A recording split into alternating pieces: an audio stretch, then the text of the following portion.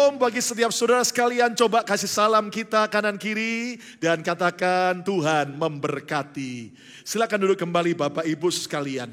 Puji Tuhan. Selama bulan ini kita belajar banyak tentang support. Atau bagaimana kita menjadi orang yang bisa mendukung orang-orang yang ada di sekitar kita. Support your leader. Kita harus mensupport para pemimpin kita. Support your teammates, kita harus juga mensupport anggota tim kita, baik dalam keluarga, baik dalam pekerjaan, dalam pelayanan, dalam masyarakat. Kita juga harus sudah belajar helpful spirit, bagaimana kita harus punya roh yang suka menolong orang-orang yang ada di sekitar kita. Dan di minggu yang terakhir bulan ini, kita akan belajar satu tema yang penting, yaitu tahu berterima kasih. Gratefulness. Nah, saudara sekalian, mari kita belajar punya hati yang tahu berterima kasih. Kenapa? Sadarkah kita bahwa kesuksesan kita hari ini tidak lepas daripada kebaikan Tuhan, tetapi juga karena kebaikan orang-orang yang ada di sekitar kita. Yang setuju katakan amin. Pernahkah kita berpikir bagaimana perlakuan kita selama ini terhadap orang-orang yang telah berjasa di dalam hidup kita? Sekali lagi kita mengerti bahwa keberadaan saudara hari ini tidak lepas daripada orang-orang yang mensupport kita.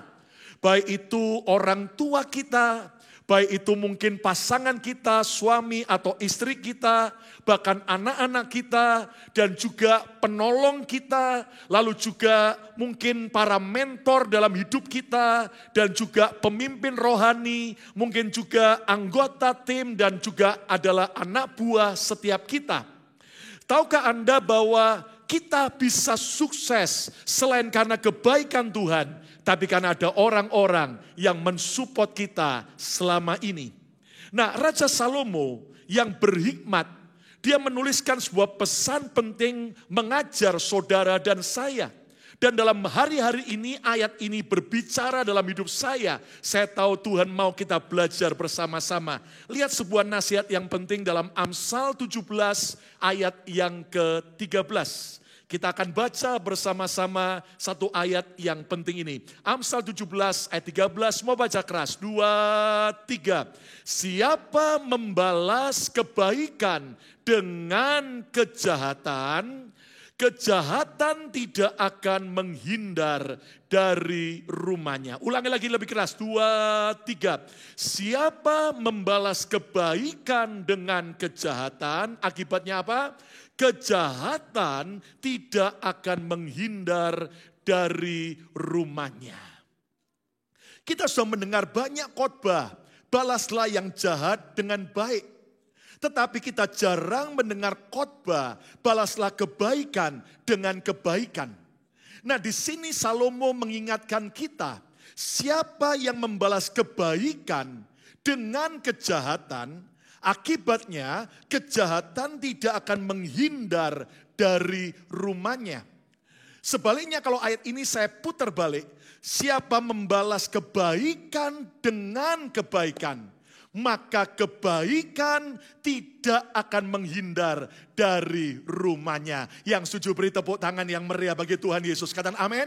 Siapa yang mau kejahatan tidak menghindari rumah saudara, angkat tangan.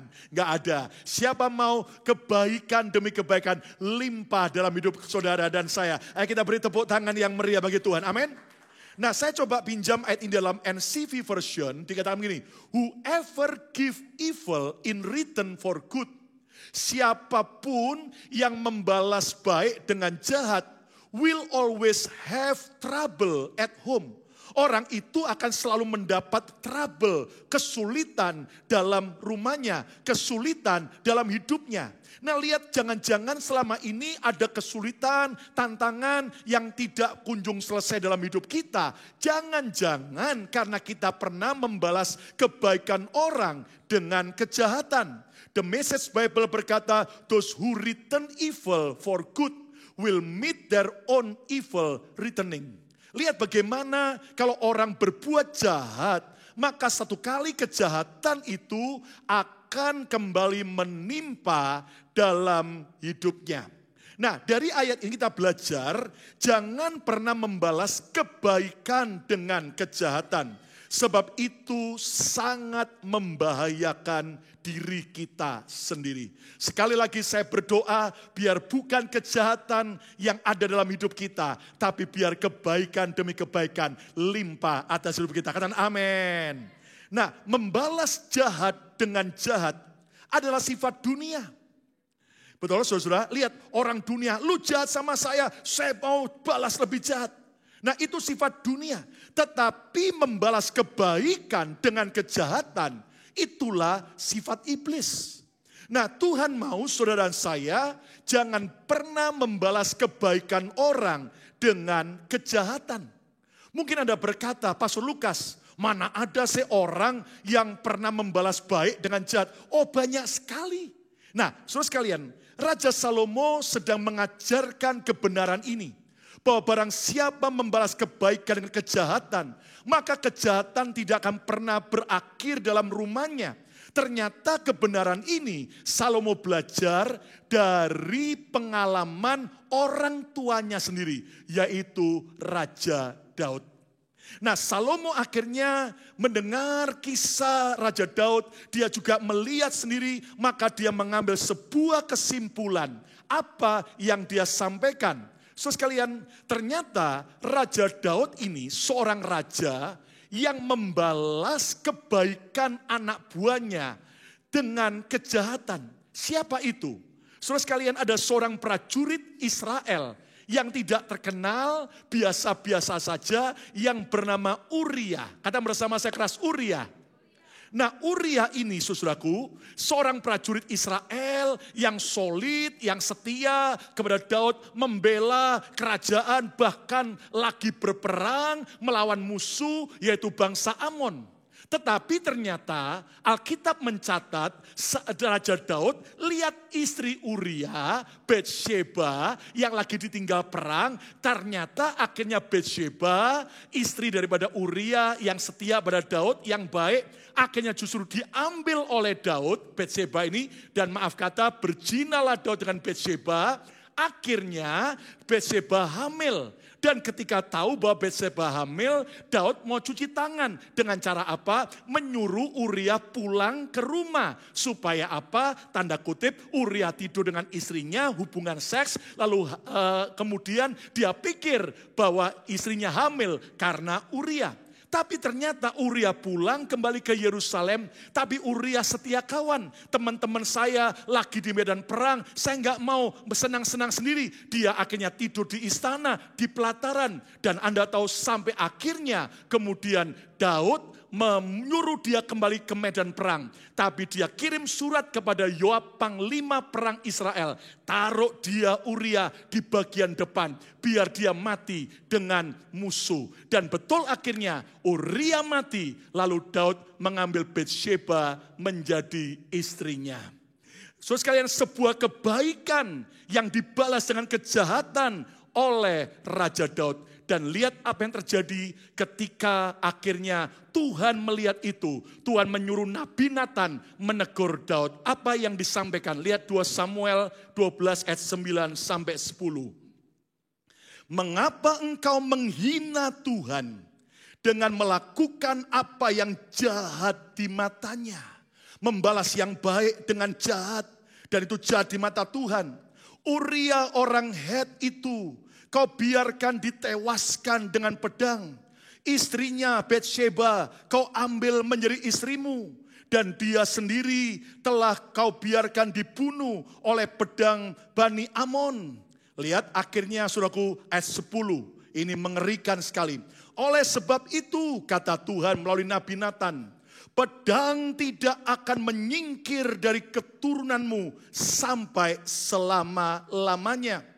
Pedang tidak akan menyingkir dari keturunanmu sampai selama-lamanya. Karena engkau telah menghina aku Tuhan. Dan mengambil istri Uria orang Het itu menjadi istrimu. Saudara sekalian, di sini Tuhan menegur Daud. Bagaimana ternyata Daud membalas kebaikan Uria dengan kejahatan. maka akibatnya pedang tidak akan menyingkir dari rumah Daud. Dan tahukah Anda bahwa kejahatan Raja Daud terhadap kebaikan Uria prajuritnya mengakibatkan kejahatan tidak menyingkir dari keluarga Daud. Kalau Anda baca kisah selanjutnya dalam Alkitab, saudara sekalian, memang Daud menikahi Batsheba. Tetapi akhirnya ada pertumpahan darah, ada pedang, ada kejahatan yang terus ada di rumah Daud. Anda ingat akhirnya anak yang dikandung oleh Batsheba akhirnya mati setelah dilahirkan karena sakit. Lalu kemudian tidak lama ada seorang anak perempuan Daud dari istri yang lain yang cantik bernama Tamar. Anak Daud, wanita bernama Tamar ini ternyata diperkosa oleh anak Daud laki-laki yang lain yang bernama Amnon. Dan Anda tahu saudaraku, sebuah aib yang terjadi di keluarga Daud. Lalu kemudian setelah Tamar adiknya diperkosa oleh Amnon, maka kakak Tamar bernama Absalom mulai dendam, bahkan akhirnya membunuh Amnon. Saudaraku, ada pertumpahan darah.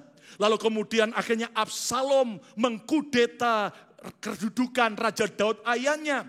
Bahkan Alkitab mencatat Absalom meniduri gundik-gundik Daud ayahnya di atas soto istana yang dipercaya tempat yang sama ketika Daud berzina dengan Batsheba. Bahkan akhirnya Absalom mati, terbunuh di medan perang. Lihat ada pertumpahan darah lagi. Dan kalau Anda baca kemudian ada Adonia, anak Daud dari istri yang lain juga akhirnya mati, dibunuh oleh Salomo. Saudara sekalian, siapa membalas kebaikan dengan kejahatan, maka kejahatan tidak akan pernah berhenti dari rumah orang tersebut. Bahkan yang lebih ironis, dalam silsilah kelahiran Yesus, dalam Matius 1 ayat yang ke-6, coba lihat. Dicatat oleh Alkitab, Isai memperanakkan Raja Daud. Daud memperanakkan Salomo. Baca sama-sama, dari siapa? Dari istri Uria. Saudara, Alkitab tetap mencatat Batsheba itu adalah istri Uria. Dan Salomo ini mengerti apa yang dilakukan oleh ayahnya Raja Daud. Itu sebabnya sampai dia memberi nasihat penting buat kita.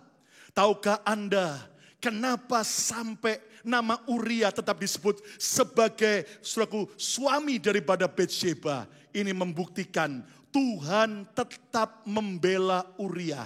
Tuhan tetap membela orang yang dianiaya. Percayalah, saat ada orang berbuat jahat dengan kita, Tuhan kita tetap membela saudara dan saya. Kurang meriah, tepuk tangan, katakan haleluya. Jadi kalau saudara disolimi, ada orang berbuat jahat sama saudara, serahkan pada pembelaan Tuhan, katakan amin. Tapi pesan Tuhan buat kita, jangan pernah berbuat jahat kepada orang yang baik dengan saudara. Nah, mungkin saudara berkata, saudaraku, oh Pastor Lukas, itu kan di perjanjian lama. Kita kan di perjanjian baru, hukum kasih karunia. Saudara sekalian, bukankah Rasul Paulus sendiri berkata dalam perjanjian baru, dalam Galatia, jangan kamu sesat karena apa yang ditabur orang, itu juga yang akan dituainya. Dan itu juga yang dialami oleh Rasul Paulus. Ingat, sebelum dia bertobat terima Yesus, dia seorang bernama Saulus yang kejam, yang tukang nangkepin orang Kristen, dianiaya, bahkan dipenjara, bahkan dibunuh. Dan Anda tahu setelah Saulus jadi Paulus, bertemu Yesus, bertobat, jadi hamba Tuhan. Maka Paulus sadar apa yang pernah dia tabur, dia tuai. Saat kita bertobat memang Tuhan ampuni dosa kita. Tetapi konsekuensi dosa tetap akan ada. Lihat bagaimana Paulus menyadari di antara rasul-rasul Yesus yang lain, Pauluslah yang paling banyak mengalami penganiayaan. Kenapa? Karena dia ngerti, dulu dia tukang aniaya, sekarang dia dianiaya. Tapi dia tidak mau putus asa, tapi dia tetap setia kepada Yesus. Hari ini pertanyaannya, bagaimana selama ini perlakuan kita dengan orang-orang yang baik dengan kita? Mungkin itu suami kita, istri kita, orang tua kita, anak-anak kita, atau juga pemimpin rohani kita, atau mungkin juga karyawan kita, atau bos kita. Mari pesan Tuhan kuat buat kita hari ini. Jangan balas baik dengan kejahatan, tapi balaslah kebaikan dengan lebih baik lagi. Supaya kebaikan dan kemurahan Tuhan tak henti-hentinya mengalir dalam hidup saudara dan saya. Kurang nyaring kata haleluya. Siapa yang mau punya sifat belajar tahu berterima kasih? Angkat tangan saudara. Istilah Mandarinnya tamsuknya, tahu berterima kasih. Nah, kita akan belajar bagaimana sih cara tahu berterima kasih. Ada beberapa poin yang kita belajar. Yang pertama adalah jangan lupakan kebaikan orang.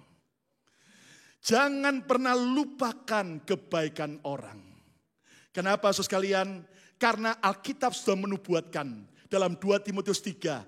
Keadaan manusia akhir zaman, salah satu tandanya adalah tidak tahu berterima kasih. Tidak tahu berterima kasih. Lihat, jangan ikut arus dengan kejahatan dunia sekarang. Mereka nggak tahu berterima kasih. Tapi biar semua kita belajar tahu berterima kasih. Tepuk tangan yang meriah untuk kemuliaan Tuhan. Amin. Alkitab mengajar kita dalam 1 Tesalonika pasal yang ke-5 ayat 18. Be thankful in all circumstances. Berterima kasihlah dalam segala keadaan. Ini ucapan terima kasih, ucapan syukur bukan hanya kepada Tuhan, tapi juga terhadap orang-orang yang baik dengan kita. Jangan lupakan kebaikan orang. Caranya bagaimana? Jangan remehkan kebaikan orang lain. Maaf kata, terkadang kita seringkali take granted. Namanya istri ya sudah kewajiban melayani suami. Maaf bapak-bapak, pernahkah Anda appreciate dengan kebaikan istri Anda? Kalau sampai hari ini istri Anda tetap mau melayani Anda, suami yang antik dan ajaib ini.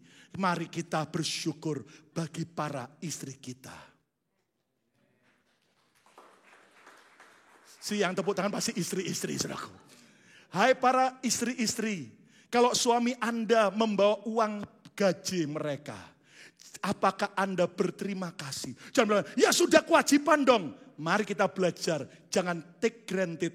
Tapi mari kita tidak remehkan setiap kebaikan orang. Tepuk tangan yang meriah untuk kemuliaan. Amin, suku.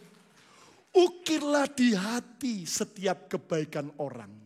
Maaf kata, kita seringkali yang diukir di hati adalah apa? Kejahatannya, kesalahannya, kekurangannya. Tapi kebaikannya kita lupakan. Tuhan mengajar kita, jangan lupakan kebaikan orang. Kita mulai ukir setiap kebaikan orang. Kebaikan orang tua kita, kebaikan pemimpin rohani kita, kebaikan para mentor kita. Ukir. Lalu kemudian balaslah kebaikan mereka dengan kebaikan. Yang mengerti katakan amin.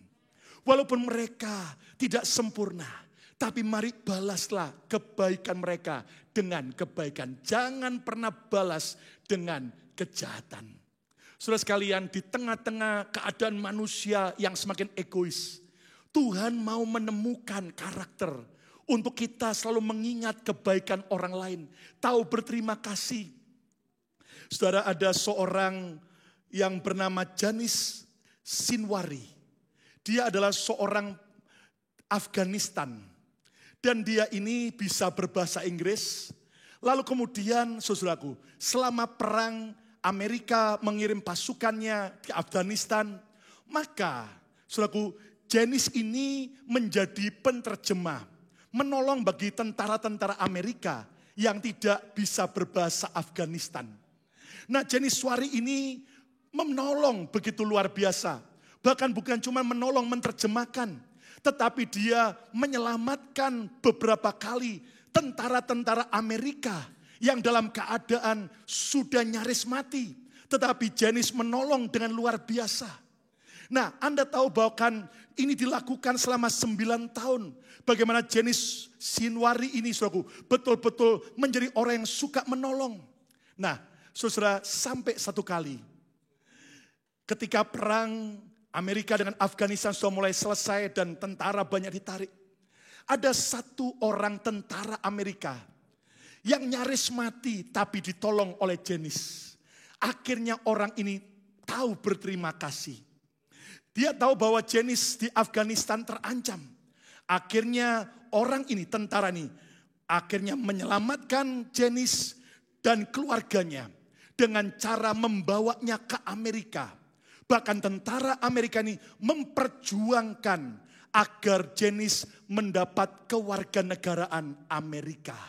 Dan betul akhirnya pria berusia 42 tahun ini akhirnya mendapat US citizenship. Tepatnya ditayangkan di CNN tanggal 4 Juli 2020.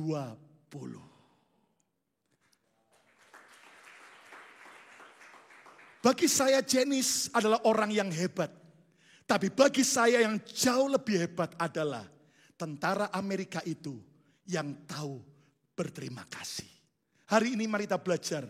Jadi orang yang selalu mengingat kebaikan orang. Yang kedua, cara tahu berterima kasih adalah jangan tutupi kebaikan orang dengan kesalahannya. Jangan tutupi kebaikan orang dengan kesalahannya. Coba lihat gambar ini. Saudara, kalau Anda lihat gambar ini, coba Anda bisa simpulkan apa yang Anda lihat.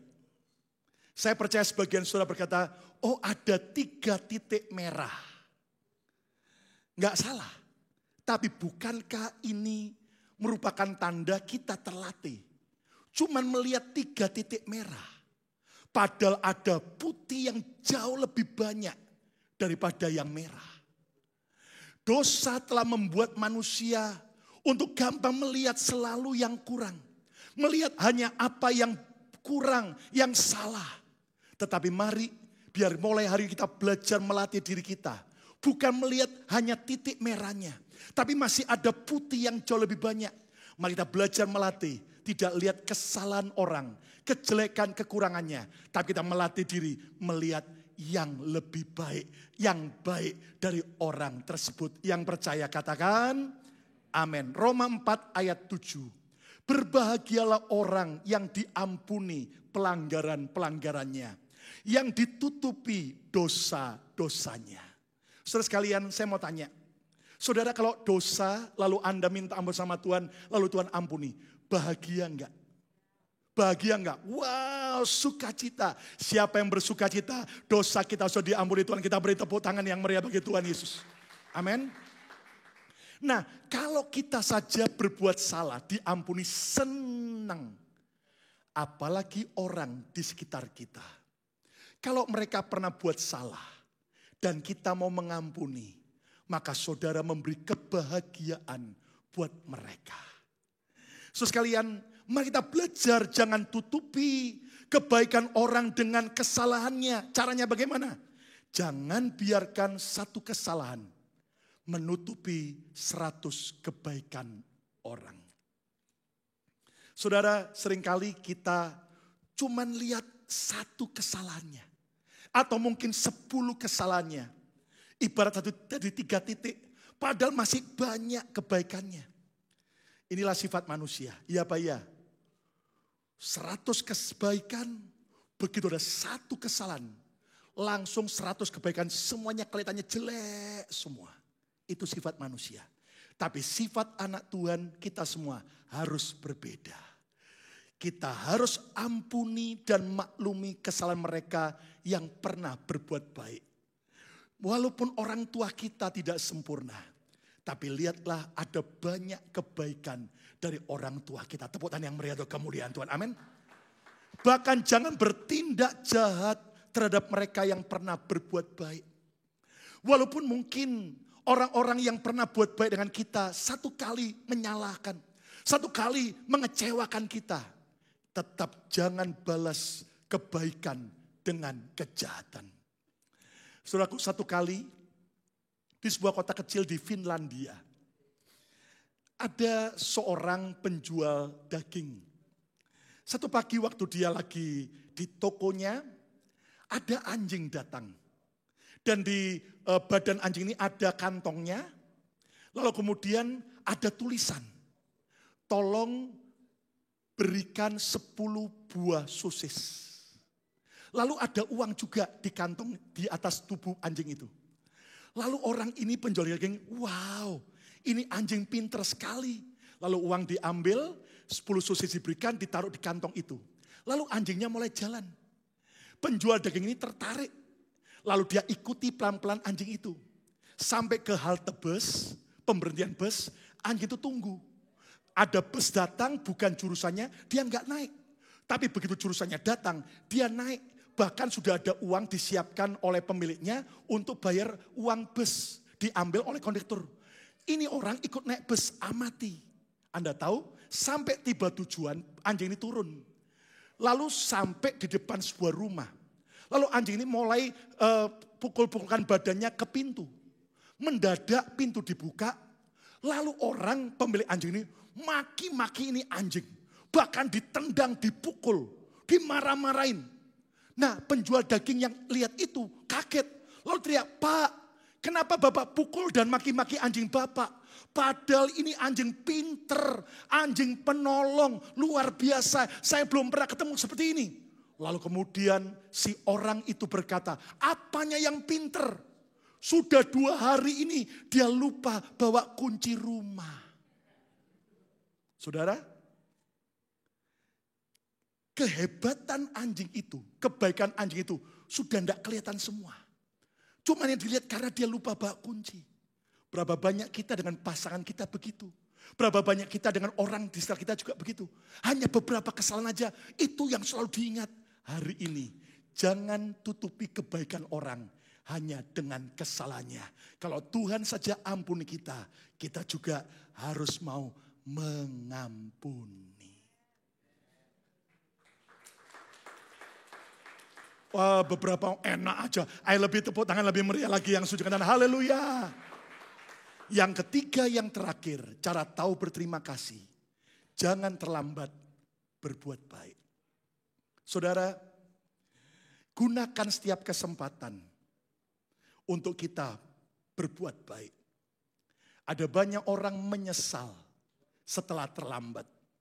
Setelah orang tua mati, baru ditangisi.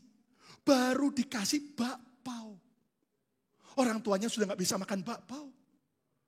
Tapi masih hidup. Mari balas kebaikan orang tua saudara. Ajak ke bakpao. Ajak makan bakpao. Beri yang terbaik.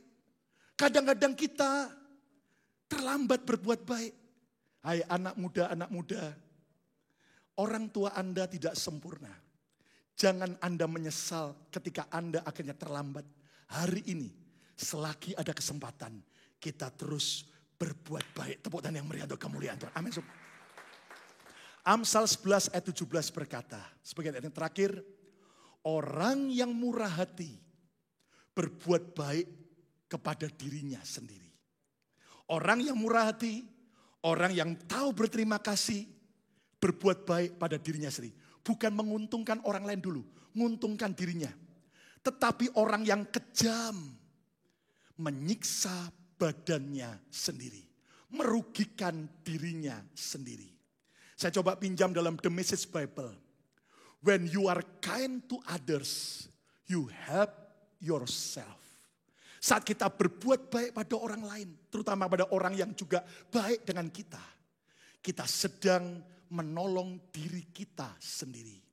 When you are cruel to others, jika kamu kejam sama orang, you hurt yourself. Kamu sedang melukai dirimu sendiri. Kalau saudara kejam dengan keluarga Anda sendiri, Anda kejam dengan orang yang pernah menolong Anda, kita sedang melukai diri kita sendiri. Dalam NLT version, your kindness will reward you. Semua kebaikanmu akan satu kali engkau nikmati. Engkau akan mengalaminya. But your cruelty will destroy you. Tetapi semua kekejaman kita akan menghancurkan kita. Saya berdoa dalam nama Yesus. Biar saudara tidak dihancurkan karena apa yang kita pernah tabur jahat. Mulai hari ini, biar semua kita mengalami kebajikan dan kemurahan Tuhan. Caranya bagaimana? Caranya gunakan setiap kesempatan dengan baik. taburlah yang baik. Taburlah yang baik. Saudara akan menuai yang baik. Lalu percayalah berkat Tuhan tidak akan berhenti kepada orang yang tahu berterima kasih. Siapa merasa bahwa di semasa krisis ini ketika Anda menabur dengan baik, Anda menikmati berkat yang tak berkesudahan. Yang merasakan baik beri tepuk tangan yang meriah bagi kebaikan Tuhan. Lebih meriah katakan haleluya. Terima kasih buat setiap saudara yang mensupport gereja ini.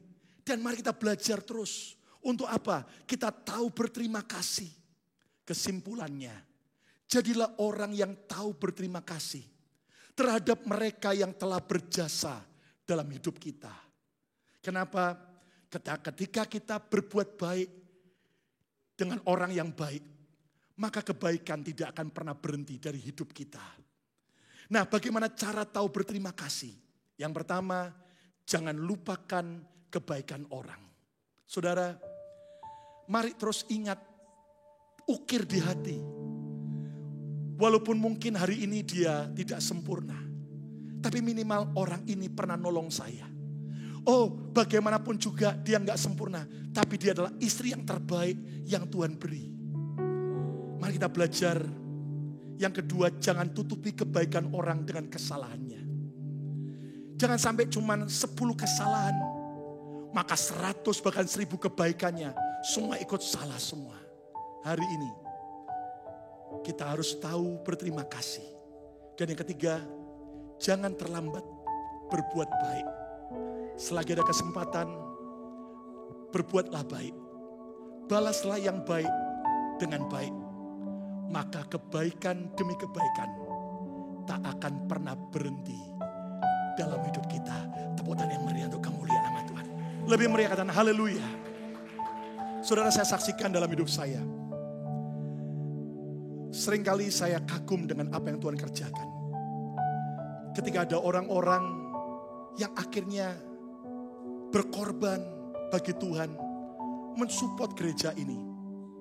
Bahkan sampai dalam anugerah Tuhan, seharusnya gedung ini harus lunas 30 tahun cicilannya. Tapi oleh anugerah Tuhan, tidak sampai 7 tahun, kita sudah bebas hutang.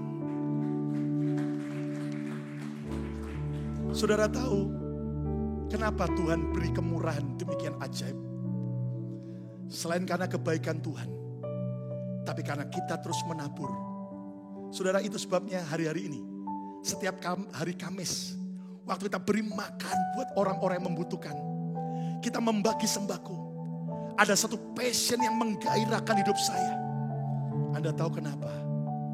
Karena apa yang kita tabur dengan baik, itu sedang membuka jalan berkat buat saudara dan saya.